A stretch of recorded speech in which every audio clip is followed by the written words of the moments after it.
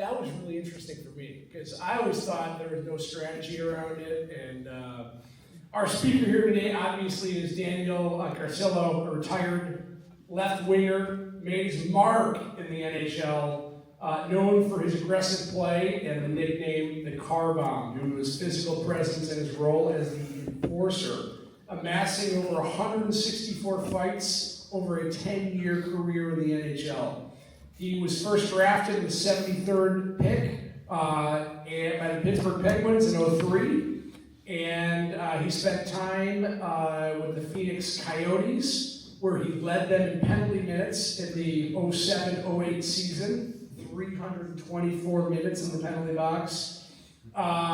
He played for the Flyers, the Blackhawks, where he won 2 of these bad boys. I'm going to put that back here before I steal it. I don't want him to follow me to the parking lot. He played for the LA Kings and the New York Rangers.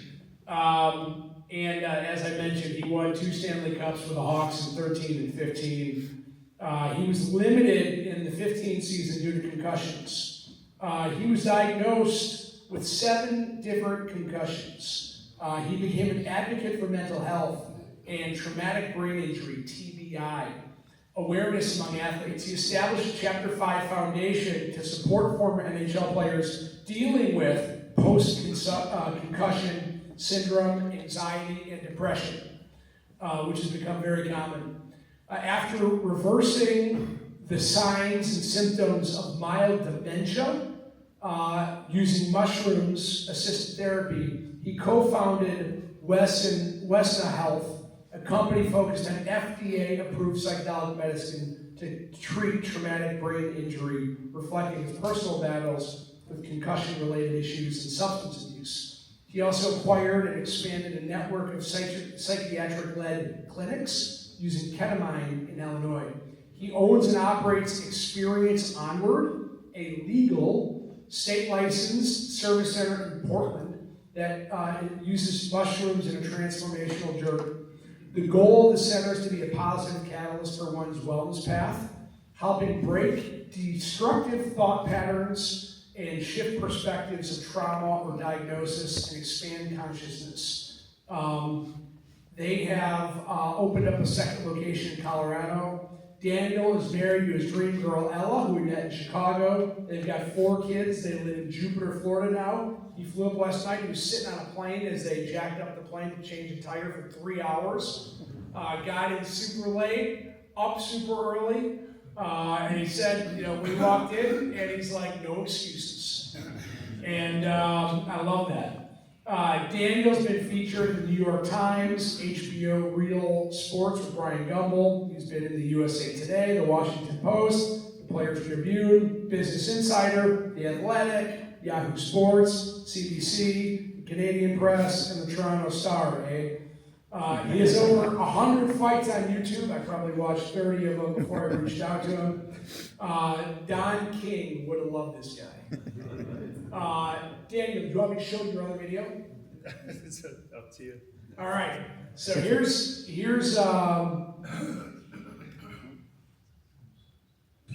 It's scary. Like, what's the point? What's the point of playing professional sports? And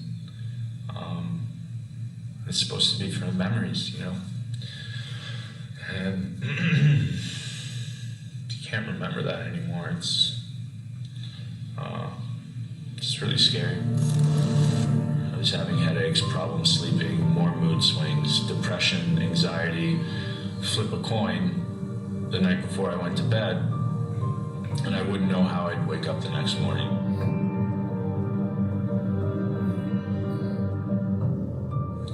It's not an easy proposition for a man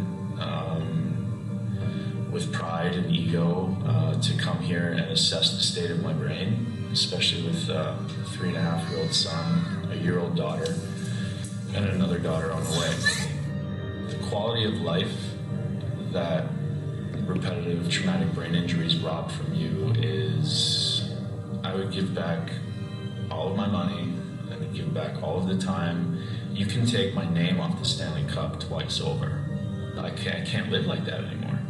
You know, I just can't.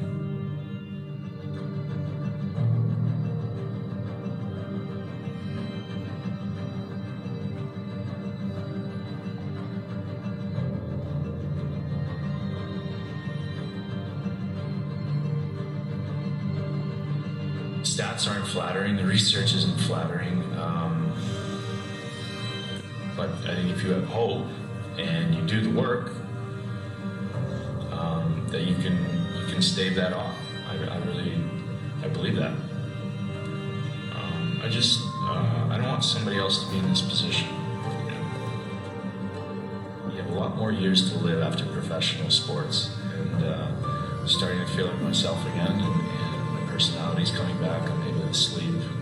My sensitivity to light has vanished. Yeah, I fought. And I played the game very hard. And yes, I gave out many traumatic brain injuries. I also sustained many. My son is 3.5 years old right now. He'll see my fight videos on YouTube, but he'll also see these player tribute videos. And hopefully that will educate him in the risks of the job that I did. How many diagnosed concussions? 7. How many undiagnosed? A lot.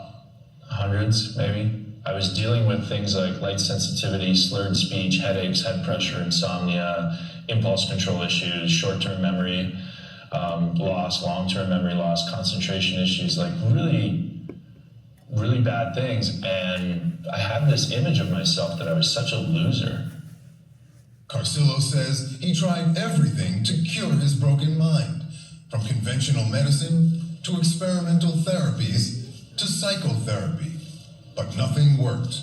That's when a friend told him about one last possible solution, which is how Carcillo wound up here, thousands of miles from home, deep in the Peruvian jungle. And when the trip was over, Carcillo says he was a changed man, cured, he says, of all that ailed him. Little to no anxiety or depression, and all of those other things that I described, light sensitivity, slurred speech, headaches, head pressure, short-term, long-term memory loss, concentration issues, insomnia. I do not suffer from any of those symptoms any longer. Gone? Gone. Yeah. Please give Daniel a quick round of applause.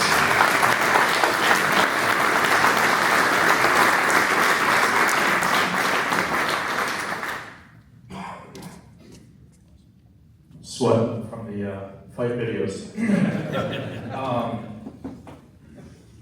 So I usually like to take a couple, maybe a minute or two, if you guys would oblige me, and just close your eyes and a few deep belly breaths just to set the tone.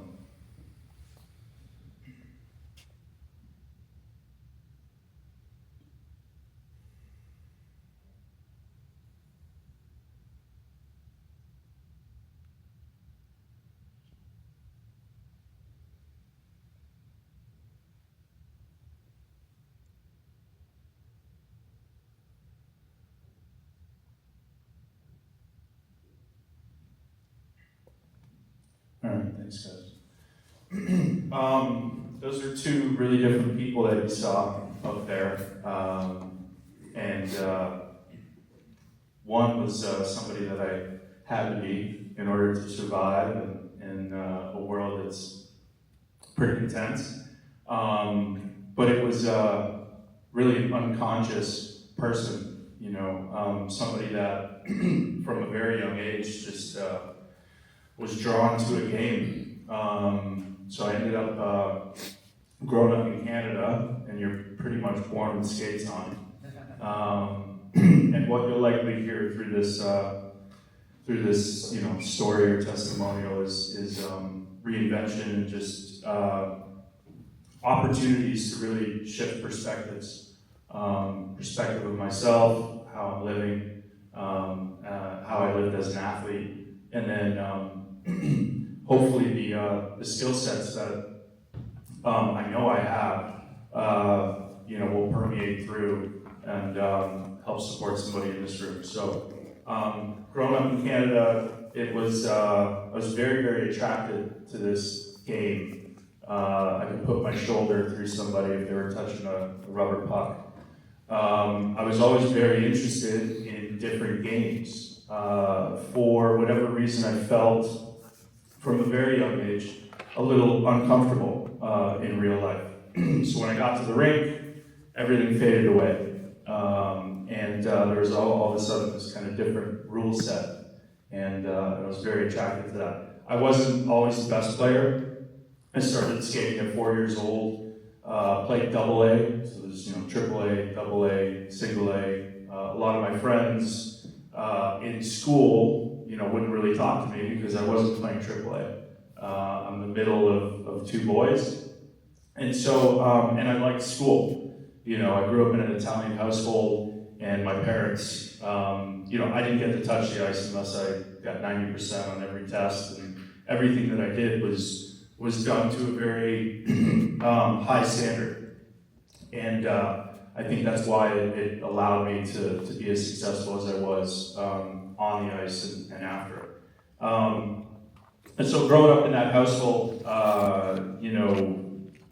Nick probably knows, we get, parents are a little rough, and we get hit, and my parents didn't realize it. I realized it with two of my kids that they're very sensitive. They're empaths, and if I would apply force to them, it could make them go one way or another.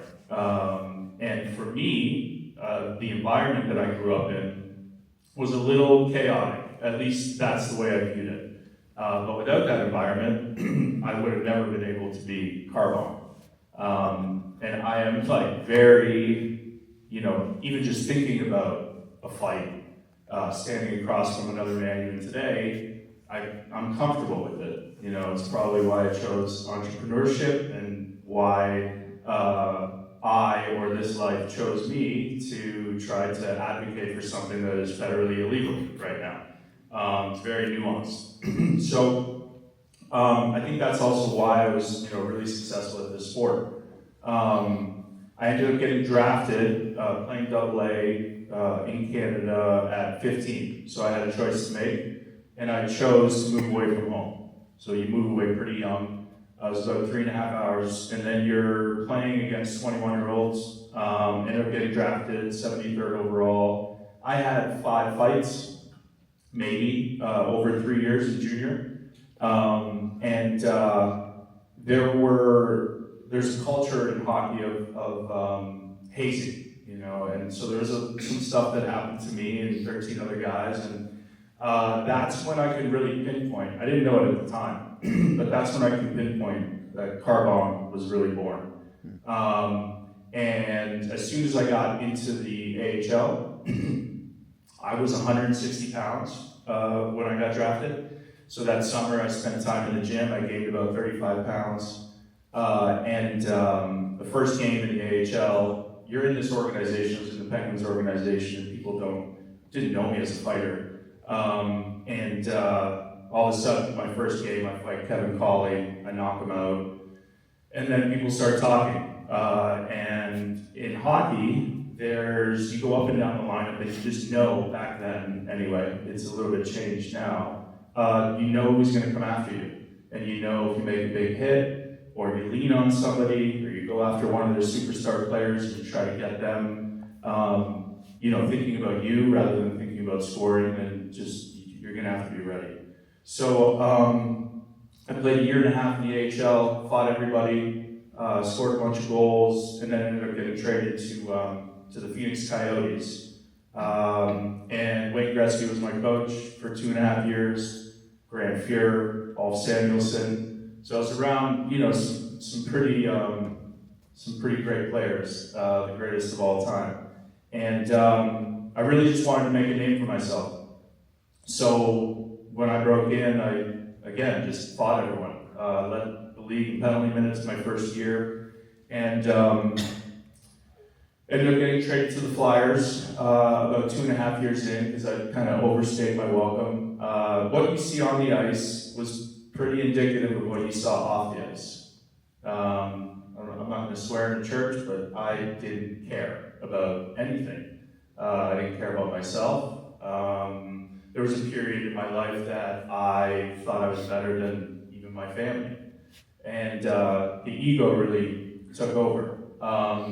But, you know, I look at it as this kind of coping mechanism, and I also look at it as absolutely necessary. You know, I ended up getting a DUI in when I was 21 in Phoenix, and they have very strict laws there. And so I ended up spending 90 days in jail, and it was a big wake-up call. I didn't know then that when I'd have 2 surgeries back-to-back at 25, that I would rely on this program to save my life. It was a substance abuse program.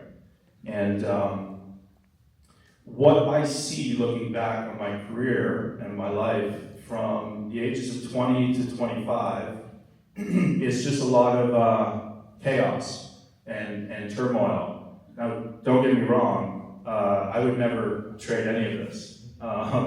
It was some of the funnest years of my life. You know, my brothers were moving down there. You feel like you're, you know, the king of the world. You got a little bit of money, and you pretty much do anything you want as long as you showed up and, you know, put the skates on and beat a few guys up. It was a pretty easy life. It was actually really, really simple. But during that time, the first 5 years, was when all my injuries happened. So you're looking at me now, 40 years old, 2 horizontal tears in both ankles. Torn my MCL in my left knee 7 times. No ACL. Well, had an ACL reconstructive surgery on my left knee. Arthritis in both knees. MCL torn on my right side 8 times. No PCL in my right knee. Orthoscopic hip surgery on my left hip. Had my abdomen stapled back to my pelvis. No labrum on my left shoulder. Numerous levels of arthritis in 3 of my discs in my neck. Broke my nose 3 times, you can't tell.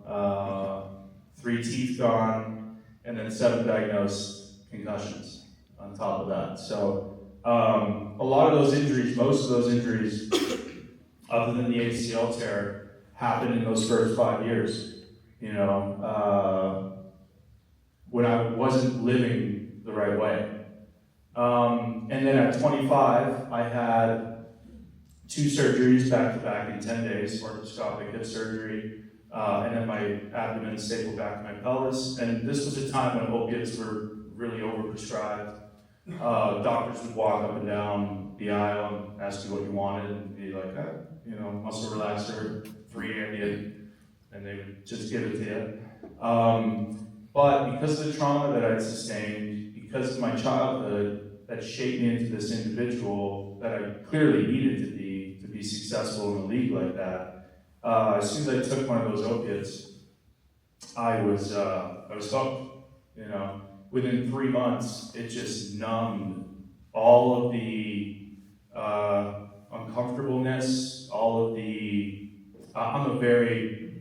I mean, I'm sure a lot of us are like this, but the voices in my head never stop. You know.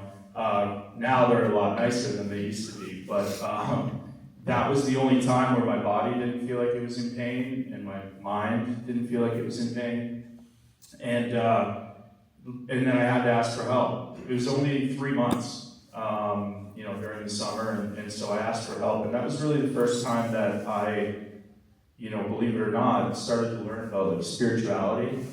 I ended up going to a place in Malibu that started to teach me about, you know, hyperbaric chambers and float tanks, sensory deprivation tanks.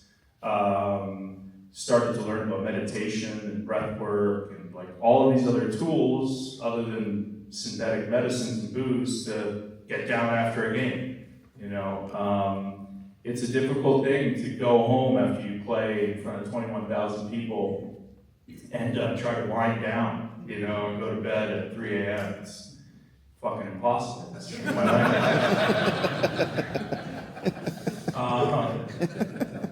So from 25 to 30, I ended up losing the cup to the Blackhawks in 2010. I was on the Flyers, and that one hurt, you know, and then I ended up signing here.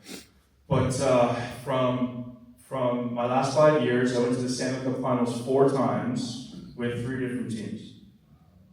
So I look back on my first 5 years and then my last 5 years, and I reflected about what the difference was and continue to. And it was just living the right way. You know, like living in accordance and becoming somebody worthy enough of having success. You know, I used to think for a really long time that, you know, you get what you deserve. Well, that's not the case at all. I think you get who you are. You know, you become somebody worthy enough of being a teammate, of helping. In 2015, when I won this ring, I didn't play a game. You know, I had my 7th diagnosed concussion in March, and Q said that he wasn't going to put me, you know, in the lineup. And so I was just resigned to the fact that, well, you know, I'll play the music because you find a way, you know, to be a part of the team, right? And that was always kind of my job, was to keep it light and have tapes and know Sharpie's favorite songs, and when you play them, they kind of perk up, and you just know everybody, you know, a little bit more intimately than you would normally know someone, especially on a hockey team. You know, guys aren't really sharing their fucking feelings, you know. But when Everlong came on, Foo Fighters, like, I would look at Sharpie, and Sharpie would look at me, and he would know. You know, it's like a little bit of a level of care, you know. So my last year in the league, in November of 2014, my son was born. And all I ever wanted to do was like be a dad. I think kids are, it's the reason we're here, I think, or at least one of the big reasons, you know. I got my 7, well, Steve Monacore, one of my best friends, ended up passing away in February. He was 34. He was dealing with a lot of the same symptoms that I was dealing with, even before my 7th concussion in March. But they found CT all over his brain. It's a neurodegenerative disease that is very much like ALS or Parkinson's or dementia or Alzheimer's, tau entanglements that end up strangling parts of our brains and, you know, render us, like my grandmother, I wouldn't say useless, but, you know, like a child. And so that scared me. And then we ended up winning, and that was great. Like to win in 2013 and, you know, have the hot tub water change to the peninsula every day, and just like carousel of girls, and to then having my wife and a kid sitting in the cup, like 2 very different experiences.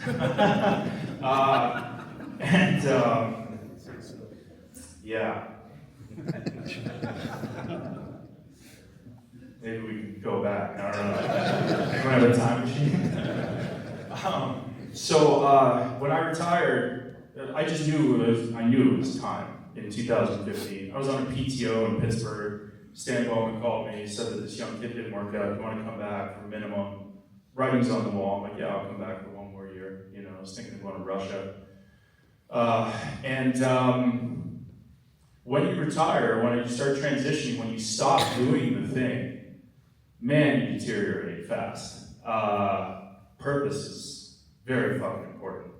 I see it in my dad now. He just retired after a long career at Bombardier, and I'm trying to get him to get a couple hobbies, because without that purpose, I was lost. You know, on top of that, I was dealing with the things that you guys heard. You know, slurred speech, headache, head pressure, insomnia, impulse control issues, light sensitivity, noise sensitivity. On top of like the anxiety, the depression, suicidal ideations. On top of losing a community. And then I alienated myself on purpose, because I was very frustrated, sad, angry about what I saw happen to my friend. There's a couple of other of my teammates that are no longer with us. Some guys made it out, some guys didn't. And I think I made it out, particularly because I don't know, there's always just this something in the back of my head that I knew I was going to be able to reverse this some way, somehow. And, but, you know, in looking at that recovery journey, so from 2015 to 19, I tried every conventional treatment there was. Pharmaceuticals, I ended up doing that for 2 years, just trying to manage symptoms, which is very normal. I ended up having a couple seizures coming off of those because I just got upset with the amount of different types of cocktails every 3 months, and nothing was working. And then I tried going to these stroke rehabilitation centers, which is a little bit of what you guys saw on the video, and what they say is they can identify an area of your brain shut down due to trauma. It's not communicating correctly, and then we'll wake it back up with, you know, certain exercises, neurofeedback. Great. Those things are $10,000 a week, you know, $1,500 a day, all cash, no insurance. And the brain is a complex thing. You know, it's tied into a nervous system that nobody really understands, and no neuroscientist on earth can tell me how I'm doing this and talking and looking at you guys in the eye. And so, all the means in the world, going through this, I got to a point where in 2019, I mean, I was in a bad way. You can see the picture before and after there. But all the while, this little voice in the back of my head was saying, "You'll find something." So, how am I doing on time? Good, okay. So I ended up I was reading PubMed papers. And if you don't know this, like clinicaltrials.gov, all these new kind of clinical trials that come out, maybe a new Alzheimer's drug, maybe you know, one of these scientists got something right and found something. I found something, and it was psilocybin. It was the active ingredient in magic mushrooms, believe it or not. And it was a 2017 study, and what I saw was brain hemispheres communicating at a rate that's never been seen before. And I correlated that back to the investments that I made in myself at these concussion stroke rehabilitation centers. I learned so much about the brain, about the nervous system. People that go to these places, they're actually like, they have a chiropractic background, and then they take a 4-year neurology course. So they're the closest thing to what I think is some of the best treatment you could ever get, because it marries the body with the mind. One thing they are missing is the spirit. Can you shift your perspective of your injury or your diagnosis enough to make a real lasting impact? Can you, for example, give somebody new eyes, right? So as I was reading this study, I was realizing that here it was, right in front of me. And it was 2019, the summer, and Denver had just decriminalized magic mushrooms for the first time. And I will say these studies, the study that I was looking at is an FDA-approved study. There's now 134 of them going on right now that not many people know about, for a wide variety of indications: depression, anxiety, PTSD, concussion, a lot of neurodegenerative diseases, Lyme disease, opiate use disorder, alcohol use disorder. And so when I saw this, luckily a teammate had reached out. You know, again, like my life, I look back on it, there's really no coincidences. I almost didn't get on the flight because I was tied to this person for 4 years. But I got on, ended up showing up at the house, and I didn't know what a mushroom-assisted therapy session was, you know. I just knew, you know, it was Canada, it was the summer, we're gonna go hammer some mushrooms and booze and a couple cigarettes. So like I showed up at the house and they kind of surprised me about it. I was mostly there to learn about these kind of CBD genetics, because back then CBD was just coming out, good neurological benefits, helps with sleep, etc., inflammation, flush inflammation, get rid of pain. I got there and they're like, "Yeah, we're gonna do this ceremony for you." It's fucking awesome. Let me go hop back in the Uber. grab a beer, and some smokes, and we'll fucking rip it. And they're like, no, man. So like, that's not what's gonna happen. You are gonna start fasting right now, and then we'll dose at like 6 o'clock. Now, when you do this type of therapy in these clinical trials, you prepare for weeks. There's a lot of talk therapy. There's hours of talk therapy, both pre and then mostly post. I didn't have any of that. It's like, all right, well, let's jump in. And it was, if you're not prepared to enter into like an altered state of consciousness, that part of me for 4 years and for the 12 years prior knew it was going to die, basically, right? And so when I took this medicine, I was fighting it. Some of the instructions in the clinical trials to just sit back and be curious, etc., and watch your life. The reason that this works for so many different indications, it's the same medicine, is because it addresses the spirit. On top of the neurological benefits, top of the physiological benefits, it helps you, and it helped me, and continues to shift my perspective of my world, of my life. And I've been a well person for a long time now, right? I don't use it because I'm depressed or anxious. I haven't been for 6 years. But I was, back then. And so what it does is it exasperates what's at the forefront of your mind, and it showed me why I was suicidal. I was really spending most of my days attacking the NHL, attacking the league. I was stuck, albeit for good reasons. I had tons of symptoms, but I was stuck in a victimhood mindset. I could not let go, and I could not stop blaming. But I was also, if I look back on it, I wasn't taking much responsibility. So in this ceremony, it showed me everything that I was doing. And it was a simple message that helped me break out of and help me become the person that you see today. Don't get me wrong, I still fucking fight, and the dog is still in there. It just comes out in different ways. I repurpose it. So this medicine helped my brain get back online. It's a potent, anti-inflammatory. It's a proven, you ever heard the term neuroplasticity? It's stimulating the regions of our brain that we currently don't use today. And the spirit, like what it did for my spirit. I went from negative self-talk, calling myself a fucking you-know-what, and that's just how I used to talk to myself, because that's how we get talked to in sports, right? And this is how I used, it was very, very negative, the way that I fueled myself. That's different now, today. It shifted into positive, like reinforcement. Not all the time, but for most of the time.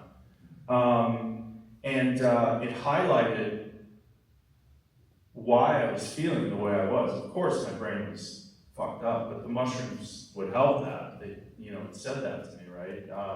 Mostly, the message that came through is you are the master of your own life, and you can create your own heaven or your own hell. And right now, living in the past, in all this negativity, creating your own hell, and you'll stay there forever. But we have the ability. So I know it sounds really strange, but you can talk to this medicine during it, right? And so,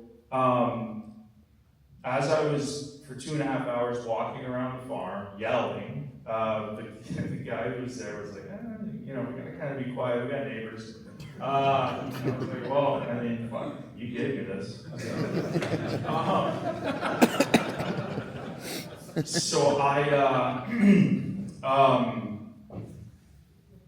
So I asked it, I said, can you actually give me my brain back? And they said, we can, and we will. But you have to you kind of make this pact. I made this pact that you have to provide access to other people. If we do this, and so, good, fine, done.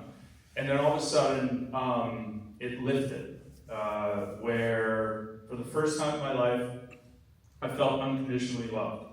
I gave myself like a little bit of room to take a breath. It's like the way that I describe how I felt is likely like how our kids feel when we hug them, afterwards, so while I was doing all these different modalities, I like to, read and be educated about, well, what are you doing to me and why are you doing it? So I'd ask a million questions. So I took diagnostics before I left. So I took brain scans, QEEG, basically measures the electrical waves of how the 6 different regions of our brain communicate. And then I took blood work. I had the free testosterone of a 72-year-old male, which explained a lot of like my brain fatigue and brain fog. And my QEEG was just red. I mean, my brain didn't know if it was in theta, beta, alpha. It was all over the place. And 6 months after doing 2 of these doses, I had an early onset dementia diagnosis from 2 neurologists, one here and one at UPMC, Mickey Collins, really well-known TBI specialist. They couldn't find any abnormalities in my brain scans, and then my blood work was completely clear. So my free testosterone rose 1,200%, all with just doing mushrooms and focusing on my diet. And then obviously I had this kind of like spiritual practice now that I was following. So it really gave me like a new purpose, a new lease on life, really. And at this time I had 3 kids, and so I started farming, I started just staying around plants, and I felt healthy enough to go back to work. So what I did was just use kind of my skill set that I learned in hockey, attention to detail, work ethic, I was like, all right, why doesn't a dumb hockey player put together a drug development team, So I just basically found people that know how to develop drugs through the FDA. I patented with my own personal money the method of use, and created a team. We raised $21 million. I took it public on the CSE, which I don't ever recommend anyone do. And we got to a pre-IND meeting with the FDA in 3.5 years, and really proud of what we did. Ended up selling it to a NASDAQ listed company. It was to develop the first ever concussion drug that could live on your counter with psilocybin. So many hoops to jump through, but proud of what we did. And part of my recovery journey, I will say, is high doses and then microdoses, so these sub-perceptual doses that you can take every day. I took one this morning on 3 hours of sleep. You guys probably wouldn't notice it looking at me. We had the clinics, ended up, packaging those up, expanding them, selling them. So that was really like my first foray into business. There's a guy here, I didn't know how to sit at a computer and like work, I didn't go to university. And so what do you do in these situations? You ask for help. You do what I did in the rooms in the NHL. Fucking surround yourself. You're the dumbest person in the room. And I always want to be the dumbest person in the room. Surround yourself with better people. And then ask for help. Some of the smartest individuals in the world have wrote books, and they tell you how to do it. So then just do it, right? Just ask. So after that, continuing to obviously advocate for this medicine and concussion survivors, that we have a way out. This is, it's really shown a ton of promise for neurodegenerative disease. And it's not the only substance out there that does this. Ibogaine is really well studied as well. A lot of special ops guys that are transitioning, trying to get off of a bunch of synthetic medicines to try to manage these symptoms. And like I said, it's got FDA breakthrough therapy designation, well over 130 plus FDA approved clinical trials, but it's illegal, it's federally legal. Think of it like cannabis. So what I do now is we lobbied to get these states. There's a bill here in Illinois, it's been circulating for 2.5 years, called the Cure Act. We lobbied these states, first Oregon, then Colorado, to get on the ballot, to put it to voters. And Oregon was approved 3 years ago. That state has now treated over 16,000 people. It's the largest clinical trial on earth. No real adverse effects. And then Colorado just opened up. So about a year ago, I opened up our first clinic. It's a psilocybin legal clinic, still federally legal with the state, but I am able to purchase tested medicine and then hire a facilitator that's trained and knows how to sit with you and administer this medicine to people that are coming and seeking help. We are expanding to Colorado,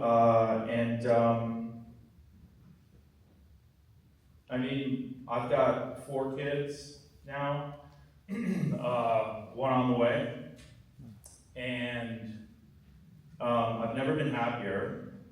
I've never been more aware and present of every single action that I make. It's a big responsibility, but that's what this medicine gives me. I lost a lot of time with my oldest, and with my youngest daughters. But I'm just really grateful that I have a tool set, and then I have people around me that make me better, that I can turn to. And then I have a medicine that I can turn to as well, because life is fucking stressful. Running businesses is stressful. Being a dad is can wear on you. And if I find that I can't figure out life with just good exercise, diet, nutrition, and then my mindfulness practices, so cold exposure, I do a cold tub every day, high heat sauna. Like if I don't, I need to put myself in harm's way to live to have a good day. If I can't figure it out, then I have this to turn to. You can't suffer and be grateful at the same time, So my outlook on life is so different, and like I said, I just don't force things, whereas before I used to. I flow a lot more. PJ reached out, Nick reached out and said, hey, I got this thing, do you want to come do it? I'm like, yeah, sure. I respect Nick, he's a fucking great dude, and so then I talked to PJ, and then we booked this, I don't know, 2 months ago maybe, a long time ago. And then for the first time in a long time, the Blackhawks called me. Like, hey, you want to come to an alumni dinner? I'm like, sure, when is it? Like, October 10th. I'm like, huh, day after this thing. And that was 3 weeks ago. Like, well, I'm already going to be there. And, everybody's very interested nowadays in how they can improve their life, right?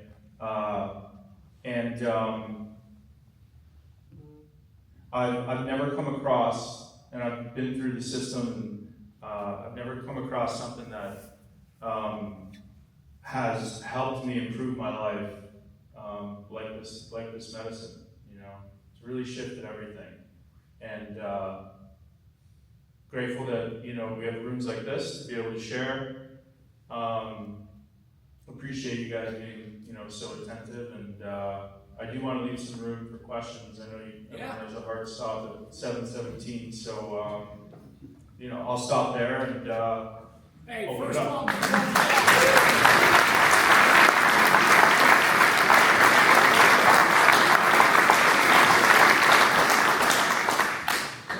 Let's ask some questions. So I just thank you very much. I'm just gonna say I feel like complete disaster that the FDA, the government has locked down this research for 40 plus years. Because everything I've heard is the potential is great. only recently that the researchers have been available. I am curious, so you talked about your changes.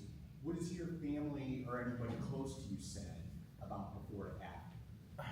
Yeah, and then maybe I'll circulate the HBO special, because they did a really good job capturing it. They talked to my wife, oh, fuck. And, I mean, I always give her, like, dude, tell people how fucked up I was. You know, caregivers need to know, other wives need to know. You wouldn't believe, that's why I started Chapter 5, because there was just so many people reaching out to me and, like, not really, I mean, mostly my wife, right? Were like, guys are fucking different when they stop, you know? So she said that in the HBO special, she didn't see me smile for 4 years, which is true. You know, those pictures of me with the beard, and I was in a lot of fucking pain. You know, just trying to kind of run through it. And now I'm, you know, fully there.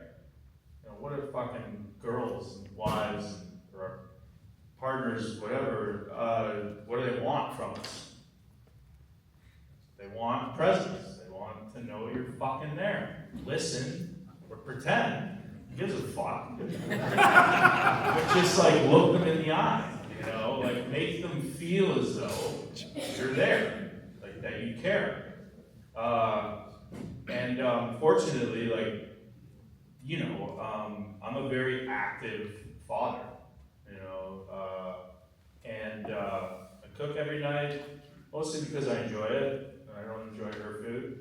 I work from home, which is kind of nice, and but you know, yeah, like just aware that I'm there, you know. That's not to say I'm gonna roll over on certain things that we don't see eye to eye on. But yeah, I used to go to bed at 4 a.m. and wake up at 4 p.m. I just wanted to miss as much of the day as possible. I didn't want to talk to anybody. I isolated. But that's indicative of, you know, when you're hurting. What's cool is, you know, this brain of ours, with the 86 billion neurons now. These neuroscientists are like, oh, look, we found more. Is complex, you know, really complex, right? And how that ties into the body and the nervous system is even more complex. And how we see the world, right, is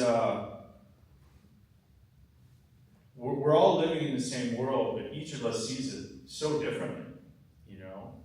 So it was, when I got better, it was really important for me to figure out, well, why? You know, and partly this medicine helped me actually, like, not just look through a different lens, but look at the lens that I was seeing the world through. And some of the stuff I just didn't like anymore, you know? And we deal a lot with, like, executives and athletes, and we're like, fuck, man, like, I'm super successful.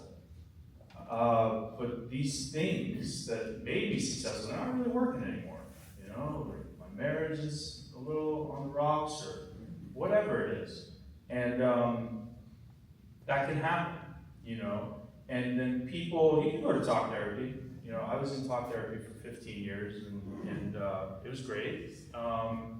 Or you can now have access to something that could, like, fundamentally change you for the better within 4 hours, you know?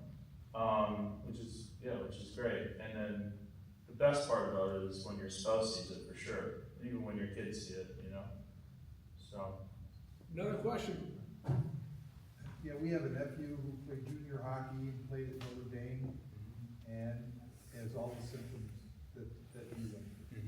And so, how do you help a family member get access to something like this? How do you get help for this nephew that Well, how do I get it for my I'll just give you my email and number, and I'll set up a call with them and just help. Pretty simple. I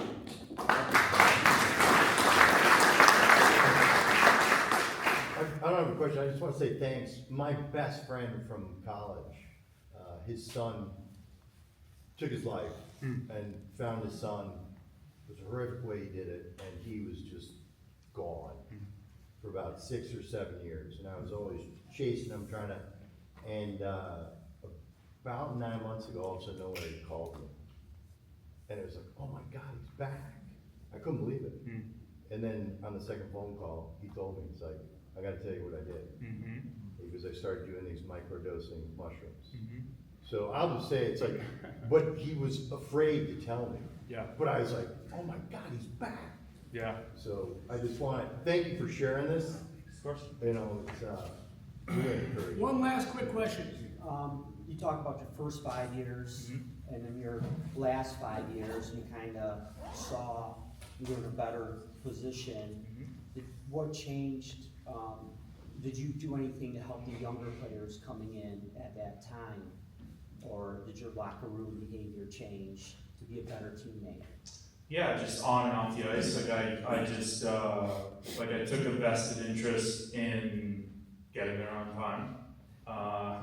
And then when I was there, like I was fully there. You know, I took an interest in like running the locker room.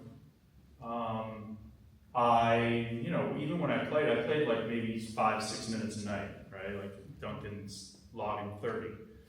And all these guys are in all these meetings. And when they would come out, I would fuck with them, you know, I'd like make them laugh, you know, because although what we talked about here is serious, like life should be fun.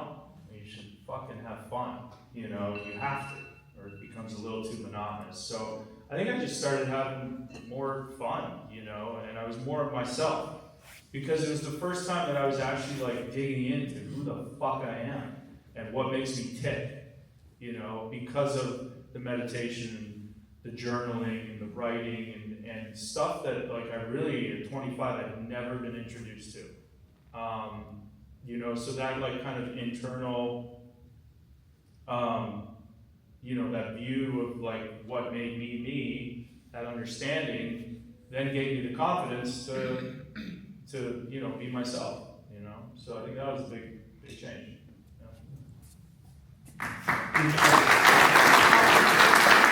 If anybody wants to come and see a 2015 Stanley Cup ring, come on up here and get a picture of Daniel. And then breakfast at Egg Harbor. Thanks, guys.